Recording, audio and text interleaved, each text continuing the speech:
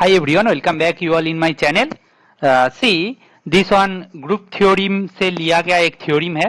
Theorem क्या दिया है? HBA subgroup of G. Then these three conditions are equivalent. Okay, 1, 2, 3. तो इसको equivalent show करने के लिए क्या दिखाना है? To show कि 1 implies 2, ठीक है? 2 implies 3,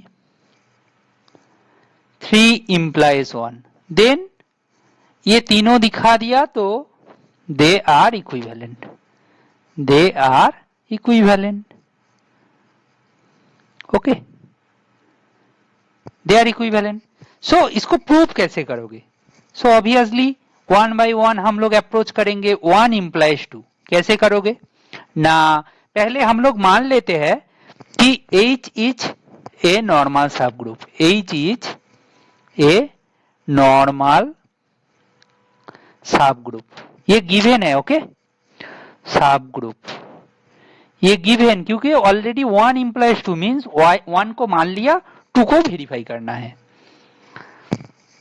Therefore, let G in G implies GH equal to HG. Got it? GH equal to HG. Okay. Now GH equal to HG हो गया. अच्छा, नाउ हमें क्या शो करना है कि to show GH G inverse subset of H for all G in G. Got it? This is the scenario. Now see, for any H in H, GH in GH, right, equal to HG by hypothesis, given hypothesis, that implies GH equal to H dot G for some H dot in H. Got it? That implies GH G inverse equal to H dot in H. That implies GH G inverse subset of H. Got it? Got it? That is basically we can say, right? ये बोल सकते हैं, ये capital H करोगे तब भी चलेगा, right? ये बोल सकते हो ना? This for all G in G. Hence proved. तो हमारा क्या हो गया? 1 implies 2 डन हो गया. नाउ क्या करना है? 2 implies 3. ठीक है, 2 implies 3 को कैसे अप्रोच किया जाए? सी, 2 implies 3 करना है हमें. ठीक है, तो कैसे करोगे? Let H in H, then G inverse H G inverse power inverse, that is basically in G inverse H G inverse power inverse subset of H, right? ऐसा लिख सकते हैं. हेंस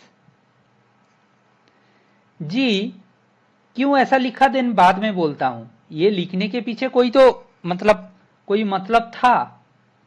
ठीक है, that is in G H G inverse. यहां से क्या मिलेगा बताओ? G इनवर्स H G, ये G इनवर्स. ठीक है, this one in GH G inverse. हम लोग इसको इसीलिए लिया था कि देखो ये टर्म आइडेंटिटी हो जाएगा, ये टर्म आइडेंटिटी हो जाएगा, कौन बचेगा? H बचेगा. तो आइडेंटिटी से किसी को भी मल्टीप्लाई करोगे तो वो आइडेंटिटी ही होता है. This implies H subset of GH G inverse. ये दिखाना था, ये जो बॉक्स कर रहा हूं ये दिखाना था. ये दिखाने के लिए हम लोग स्मार्टली वो वाला स्टेटमेंट किया, ये जो मार्क वाला देयरफॉर। ठीक है, हो गया, ओके, अच्छा, ठीक है। And it is given that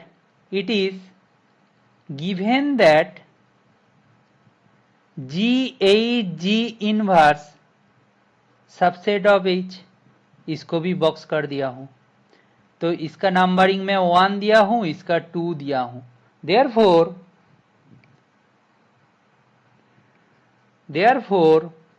1 and 2 implies H subset of G8 G inverse subset of H, that implies G8 G inverse equal to H. So we are done. We are done. तो 2 implies 3 is done. Now क्या करना है? 3 implies 1. Therefore 3 conditions are equivalent. Okay. ये and में बच गया। Now since